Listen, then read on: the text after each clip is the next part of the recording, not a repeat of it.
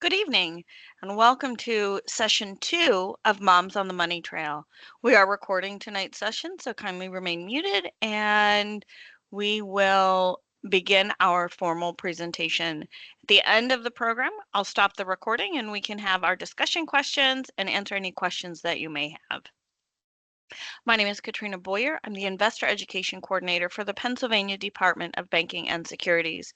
And I am so happy that you have decided to join us for session 2 of Moms on the Money Trail. Tonight, we're talking about spending plans and how to save for our long and short term investing goals. So today we are talking about creating a spending plan, changing our mindset so that we can begin to think about our long-term goals. We'll talk about where we can maybe cut some costs and perhaps even save for a vacation. We'll talk about where we can go to learn more, and we'll start thinking about investing for our future. But I always like to start with talking about the word spending plan or budget, because so often we think that those words are a bad word. But the reality is that a budget or a spending plan is a way that we can plan how we're going to spend our money that comes in every single month. It allows us to make decisions about how we're going to spend it before we actually get it. And that can really help us stick to those priorities that we have outlined for ourselves. Now, I think there are a couple of different styles of spending plans that we can create. And I want to talk about the difference between a regular spending plan and one that emphasizes saving so that we can begin investing for those long term goals. So, when we think of a regular spending plan or a regular budget, the reality is our focus is spending on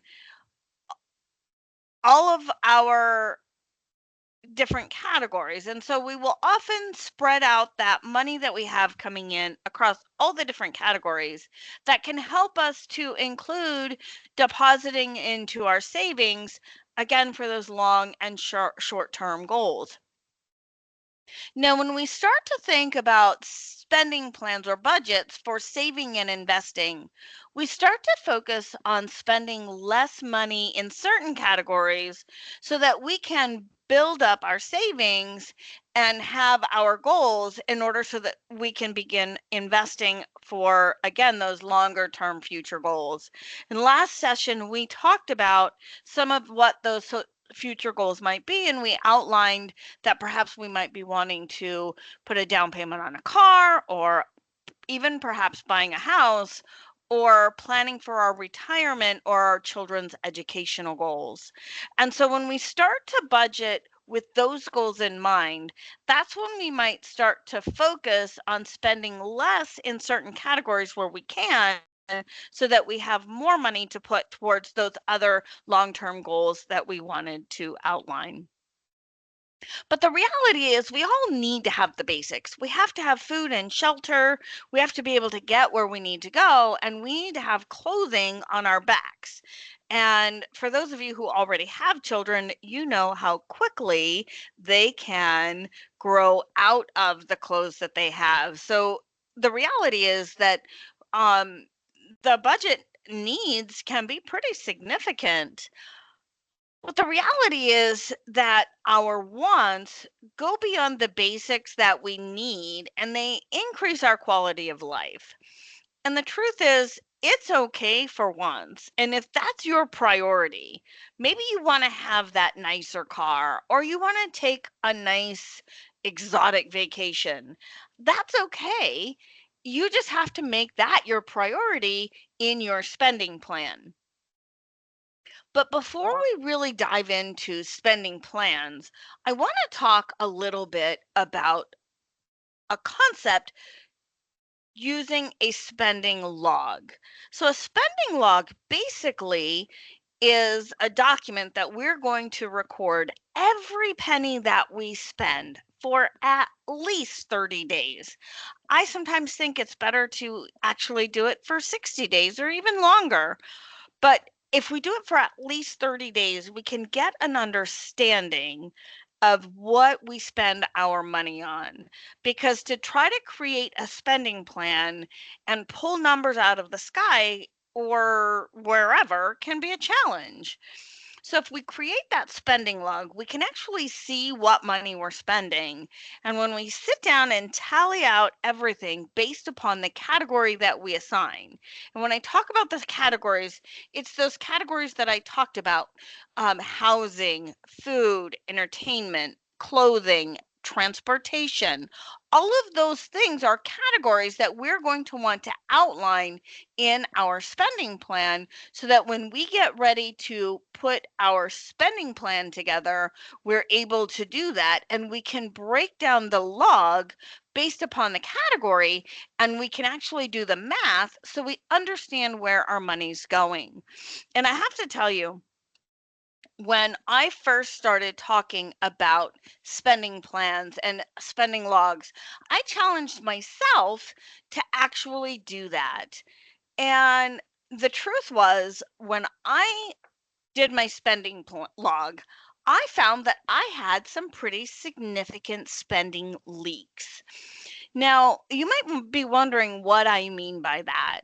Well, anytime I stopped for gas or stopped at the convenience store to use the restroom, when I walked in, the first thing I wanted was a soda, and then I needed water so that I could stay hydrated. And then I was captivated by the sugars and the sweets and the savory snacks. And what I found was that I was sometimes spending $10 or $15 each time I went into a convenience store.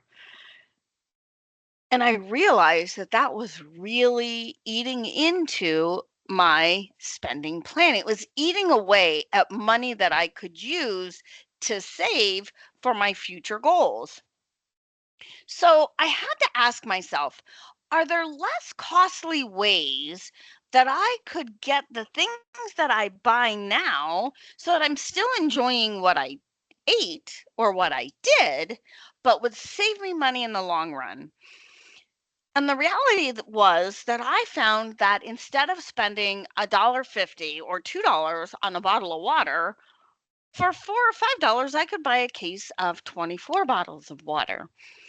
And instead of spending $2.50 on a soda, I could buy a 6 pack or a 12 pack for a whole lot cheaper. And when I took it even further and I found my favorite bag of name brand potato chips or snack foods, I could buy the big bag and I could put it into snack size Ziploc bags. That gave me portion control. And again, it ended up saving me a significant amount of money for my long term goals. And so I want you, I'm going to challenge you. And when you receive the recording to this, you're also going to receive a spending log and a spending plan that I want you to consider using. So once you've done your spending log, then you can sit down and you can figure out the spending plan that's going to work for you. Now, the one that I'm going to send you is from the Federal Trade Commission. But the truth is, if you go on your phone, you'll find dozens of free spending plan worksheets that you can download and print. You can find free applications that allow you to download a spending plan that you can use as an application directly on your phone. Whatever you decide to do, you need to find something that you're going to be comfortable with and that you can stick to. I know a lot of people actually just have a binder or a notebook, and they keep track from month to month to month. Like I said, whatever is going to work for you is what you should use and stick to. And then you want to complete it based upon what you found from your spending log. And to start off, it's easy to just take the money that you spent on each category and complete that, fill in that spending log. But I think that it's important then, once you actually see how much you're spending on entertainment, on food, on clothing, all of those things, to take a look at it and see if there are adjustments that you can make. Because remember, our priority is to create a spending log that allows us to save and get us in a position where we can start to invest. And so that really brings us to the fact that if we change the way we think, we can change the world that our reality. We want to forget about old money habits and make some small changes on a regular basis that can help us to reach those goals. Creating a vision board might be a great way for you to be reminded of the goals that you have set for yourself. So creating that spending board might include some reminders, some words that maybe you might want to put on your vision board that will encourage you. Maybe you might want to use this saying, change your thoughts and you'll change your world. Maybe you want to include a visual of what it might look like when you reach some of those goals. Perhaps that goal is for you to have the down payment on your house. What if you put a picture of a home that you might want to buy someday? Or perhaps you are thinking about your retirement. So maybe a visual that would remind you that you want to start investing. Those are all great things to help us reinforce and consistently remember why we're doing what we're doing. And then I always encourage people to read books and learn more about money and how to make strong, good, healthy spending habits and how to start investing with the money that you have. I'm going to provide you with some fantastic resources and a lot of really great information, but there's always more that you can learn. And so I want to encourage you to start reading and, again, remembering the reasons that you're taking these courses and the reasons you are exploring your spending habits. So then I want you to think about how much can you save if you change your point of view to be more minimalistic. Start to love spending less money. Challenge yourself to find ways to save money here and there. Maybe envision yourself having saved several $1,000s for the down payment on a car. Perhaps that's another vision board that you could create. Maybe it's got a car that you hope to be able to afford in a few months. And making those small changes, visualizing that to help encourage you to remember the goal that you've set forward. Now, here are a few ideas on maybe how we can consider cutting monthly expenses. Maybe instead of driving to and from work every day, you could find a way to carpool or use public transportation. My oldest daughter recently decided that she was spending way too much money on her car and insurance and gas and vehicle registration and decided that she was going to take public transportation. She's saving an incredible amount of money, and that's going to allow her to be able to set money aside so that she can pay cash for a used car that she can afford, that will give her insurance that's more affordable, and allow her to pay off debt between now and that time. Sometimes instead of cutting our monthly expenses, we may find that we have a whole basement or a whole garage full of things that we don't use anymore. We can maybe consider selling some of those things so that we can get some additional funds so that we can pay off some of any debt that we may have.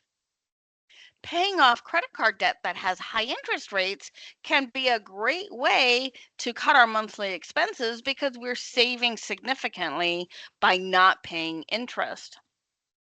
If you find yourself in a position where you've got a lot of debt, you may want to consider refinancing, asking your credit card companies if they will consider lowering your interest rate or consolidating debt to a lower interest single monthly payment. Those are all really great ways that we can, again, cut some monthly expenses that will allow us to pay off debt so that we can start saving money and start investing so that we can begin planning for our long term goals. In addition to requesting rate reductions on credit cards, perhaps you can think about asking about reductions in rates for your utilities. I know my son recently discovered that he was paying significantly more for his cell phone bill than he really needed to. And by consolidating his internet and his cell phone plan, he was able to save about $50 a month, which goes a long way in making his spending plan work for him. So these are just a few things that we might be able to do. Another things that we might consider doing that will help us reduce our monthly expenses could include buying some energy saving light bulbs. It can mean adjusting our thermostat so that we save money on our heating and cooling. Perhaps in the summertime, instead of keeping the thermostat set at 68, you could set it to 70 or 72. And that's going to keep the temperatures a little warmer, but maybe instead of wearing a long sleeve shirt, you can wear a tank top and a pair of shorts. Again, making some of those small changes can go a long way in helping to reduce some of those monthly expenses. One thing we don't often think about is unplugging electrical devices that we're not using. If we put them all on a power strip, we can unplug the power strip when we're not using those devices, and it will save us on our utility usage because despite the fact that the device is turned off, it's still drawing some electricity, some power, and that's contributing to our utility bills. So those are some things that we might be able to do. Or what about maybe considering canceling some of those subscriptions that we have? I recently began exploring all the different subscriptions that I had, and I found that there were quite a few subscriptions that I didn't read anymore, things I didn't use. So by cutting my magazine subscriptions, and reducing the cable, um, instead we decided to go to streaming services. I found I was able to save quite a bit more money than I had realized I was spending. And then another thing that we can do is instead of getting eating at a restaurant or getting takeout, making meals at home from the food that we have on hand can really go a long way in saving on uh, our food expenses. And those are again great ways that we can start to change the way we think and the way that we do things, so that um, we can begin planning for those long-term goals. Now, one of the things that I mentioned was planning for a vacation. And I don't remember if you recall, but I talked last session about saving $1 bills. Now, I want to tell you a story about wanting to save so that I could take the kids for a beach weekend. I was born and raised in San Diego, so the beach water, salt water runs through my veins. And the reality is, I get kind of cranky if I don't get to see the beach on a regular basis. But being a single mom with 3 kids, it wasn't easy to do. So I started not spending $1 bills. For one whole year, I did not spend a single dollar bill. I put them away in a box until I had about $75. It took about 2 months. I opened up a savings account, and over the next 12 months, I managed to save $500. That was an average of about $42 a month. Using that $500 I saved, I was able to take my kids to the beach for a 3-day weekend. It was a trip that I will never forget, and I know it was really special for the kids. And so I want you to think about what that might look like for you. Is there a way that you could start saving $1 bills? Could you round out your spending instead of $18.75? Perhaps you took the change from a $20 bill or from a $20 transaction, being a dollar and a quarter, and put that into a savings account. What if you rounded every transaction to the next dollar or to the next $5 increment, and you set that aside again in a savings account or someplace that you couldn't get to it? What could that look like for you over the course of a year? Because the reality is that there are some investment accounts that can be opened with as little as $200. And there are even other accounts that will allow you to invest in funds, and you can start those accounts with as little as $50.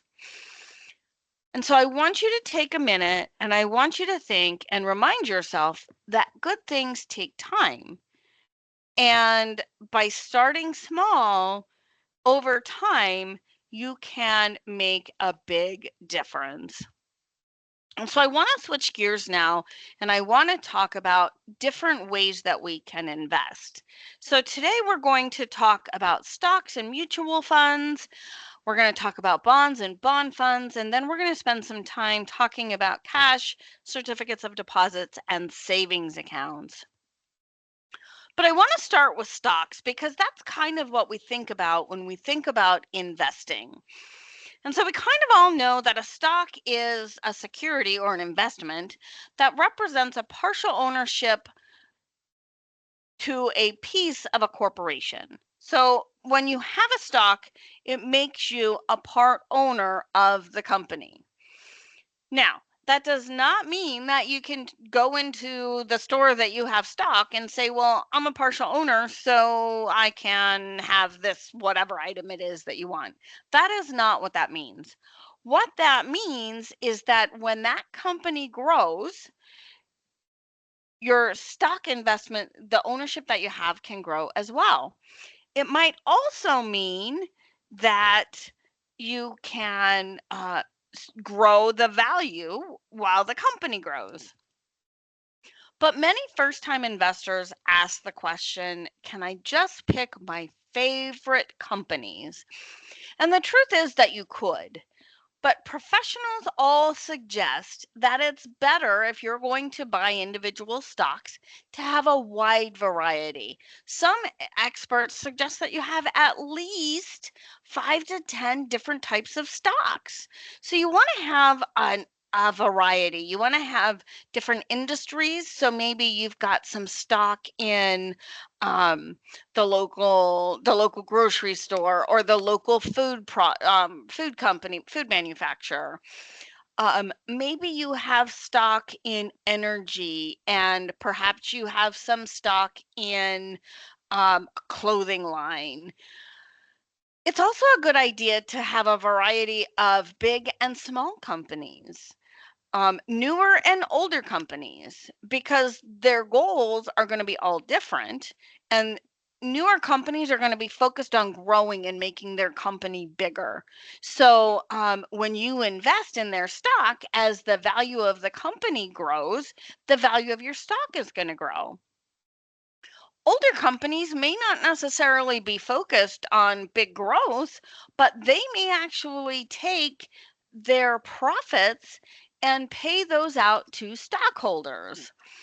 Another thing to consider is perhaps having some US based stock and some foreign based stock companies. That can give you a nice, diverse portfolio. A portfolio is basically all of your investments kind of in one place. Um, but if we don't diversify, if we don't have a variety, and we put all of our eggs into one basket, if that basket collapses or that company fails, the chances are you're going to lose a lot of eggs. But if one company isn't doing well, other companies might be accelerating, and that can help with the ebbs and flows of the market. We're going to see in a few slides how the market has historically gone up and down.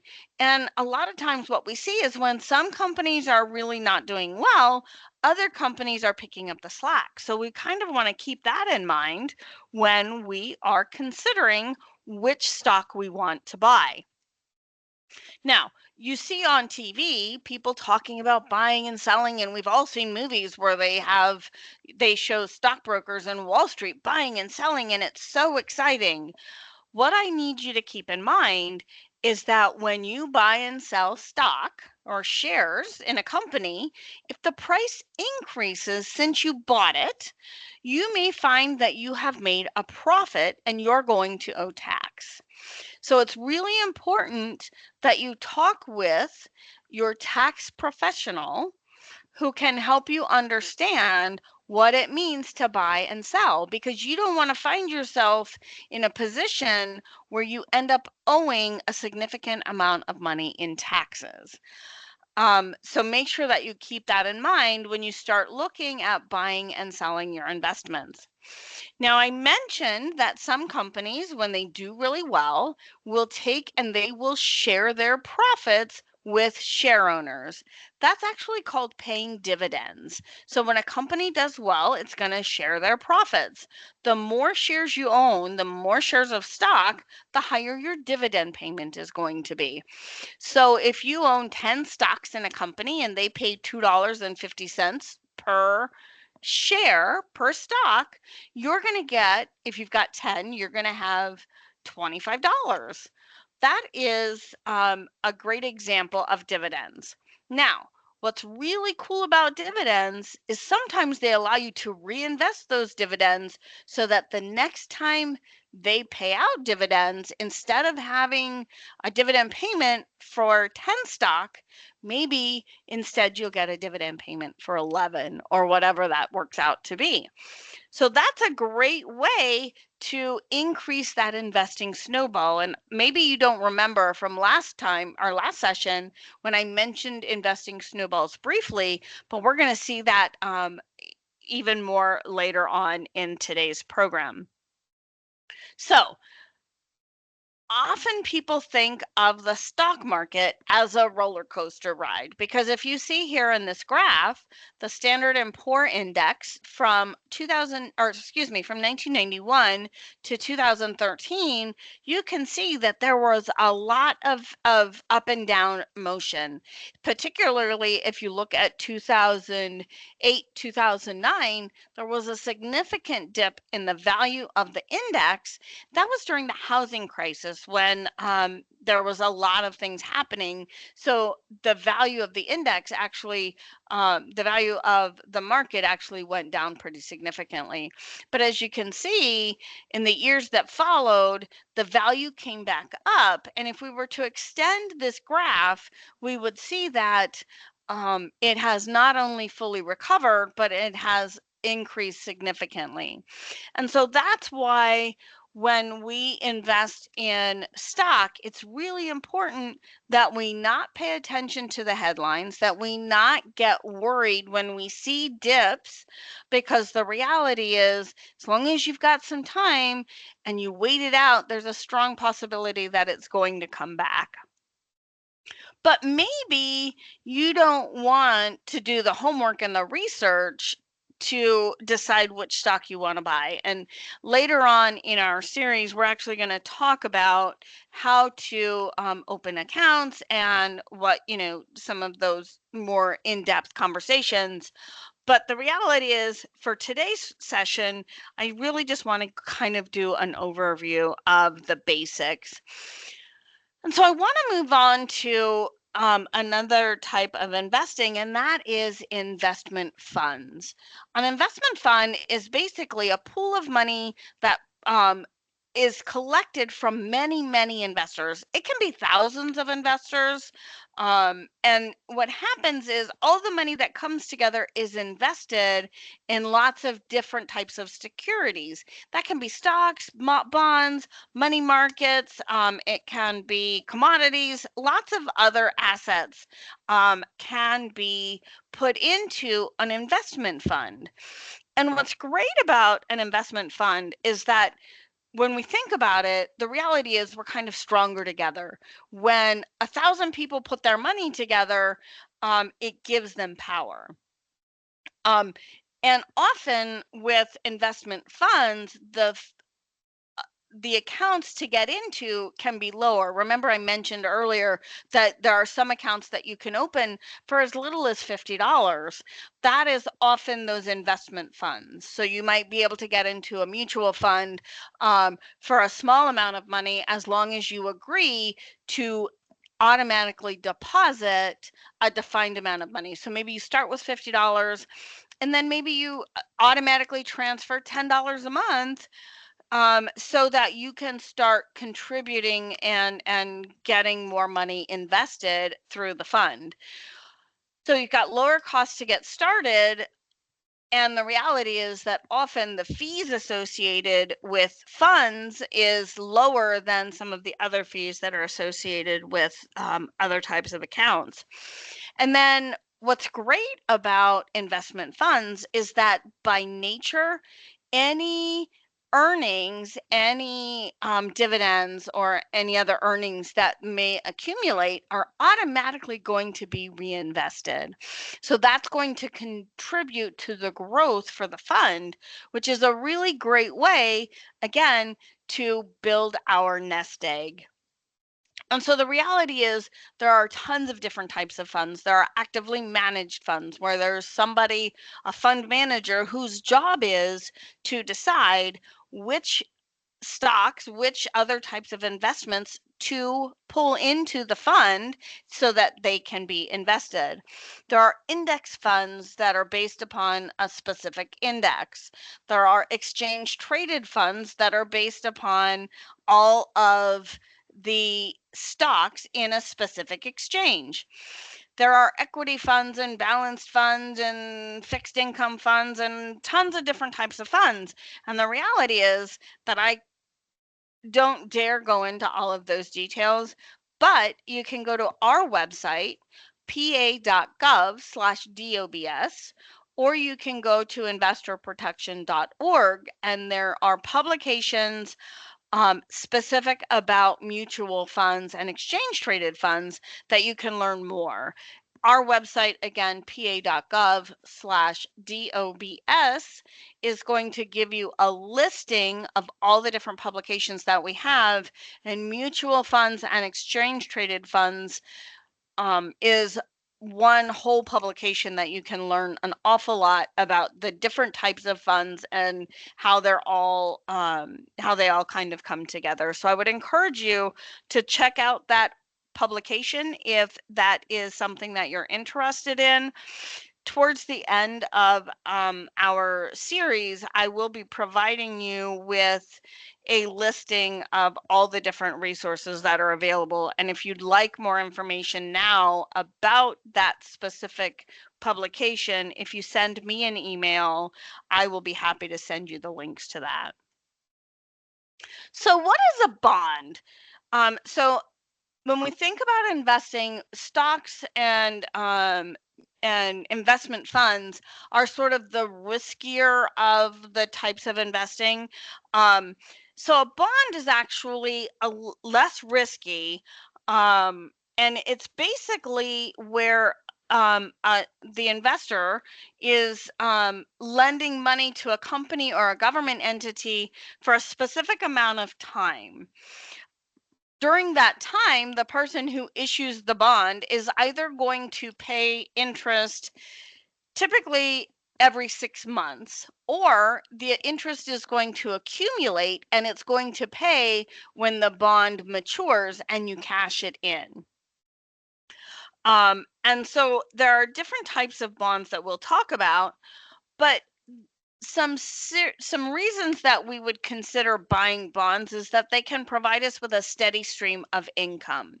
So again, they might pay every 6 months. They also can help to reduce the risk in our overall portfolio. What that means is if you've got the stock market and you've got lots of ebbs and flows, um, bonds are going to kind of be nice and steady because it's defined what kind of interest you're going to be earning for that specific amount of time, and it can really help to protect your portfolio, again, your overall investment grouping. It can, in the event we've got an economic downturn, your bonds are going to continue to pay steady. So there are different types of bonds. There are corporate bonds, and those are issued by private and public organizations. They're going to have a nice, strong credit rating, so there is very little risk of having a loss.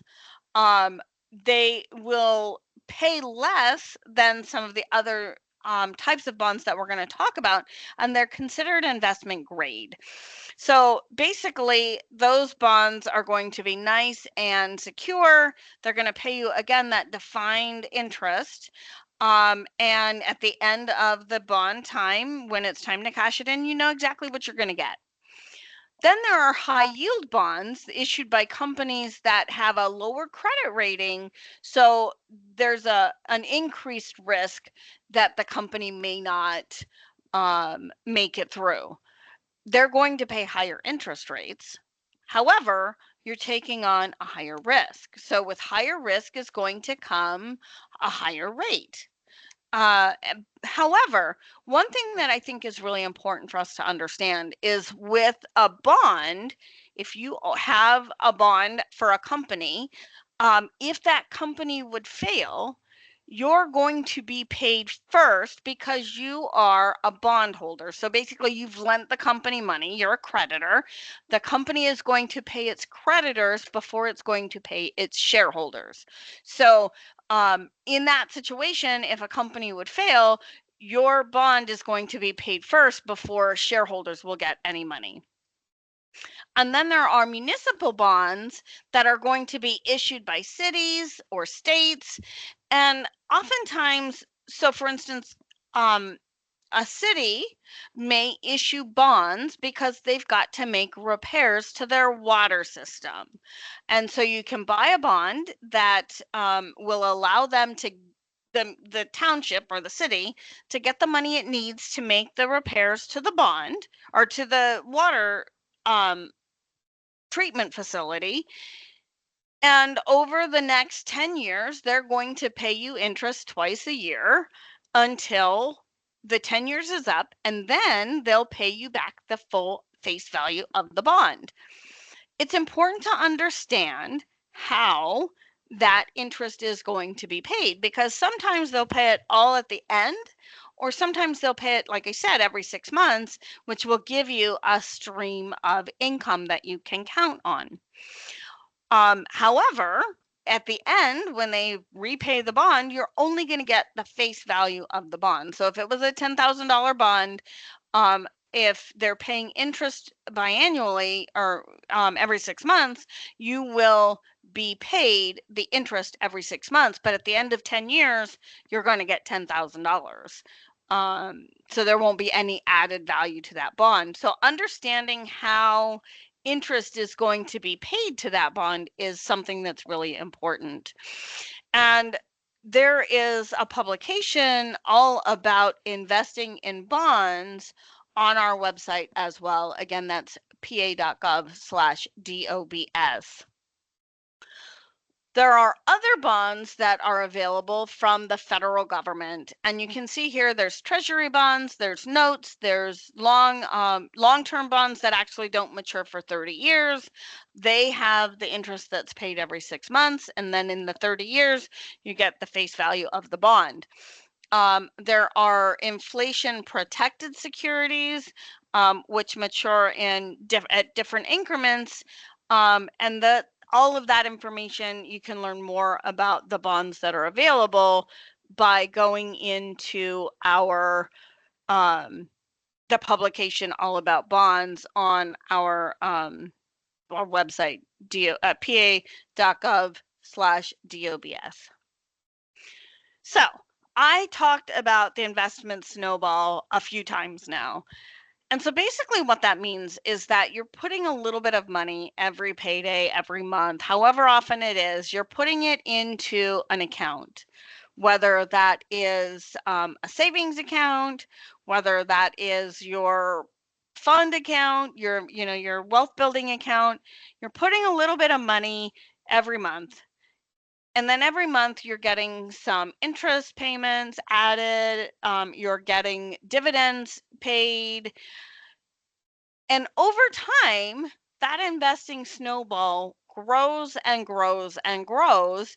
And if you do that for many, many years, you will find that the growth is pretty exponential. And so last series we talked about some of the power of compound interest, but I just want to remind you what that looks like. So let's just say you took $84 a month for 40 years and you set it aside and you didn't do anything with it and it just sat. At the end of 40 years, you're going to have $40,000.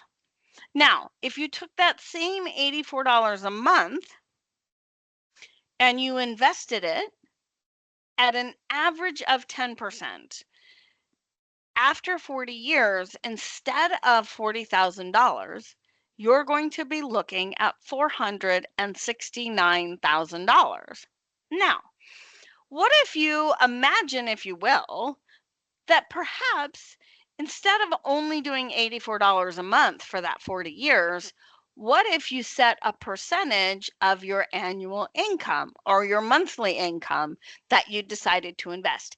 It doesn't have to be a lot. It can be 1 or 2%. But as you start to make more money because you've grown in your job and you've changed careers, as you begin to make more money, you're going to be investing more and more, which is going to add to that investing snowball. And so I hope that you can see that the power of compound interest, when you start young and do it over a long period of time, can make an incredible difference in the lifestyle that you can envision for yourself in 40 or 50 years when you're ready to retire. So I would encourage you, when you get your spending plans, I would encourage you to add a line item for investing. It doesn't have to be $84 a month. It can be $20 a month if that's what you can afford right now. But remember, we talked about changing the way we think about money and changing the way we spend it so that we can start to plan for our long-term goals. I would encourage you to put money automatically into a completely separate account that's not easy for you to access. And so what I always tell people, create a separate account at another institution while you're saving so that you can open that long-term goal account. One that you can't just get to, because we all have apps on our phones. It's easy to transfer money from a savings to a checking at the same institution. But if you have money at another institution, where you're saving it for the purpose of your long-term goals, you're less likely to get into it. And if we adjust our spending plan as we make changes to the way we spend more our money, or as we make more money, we start changing the way we spend it, we can see those savings and those investment accounts grow and grow.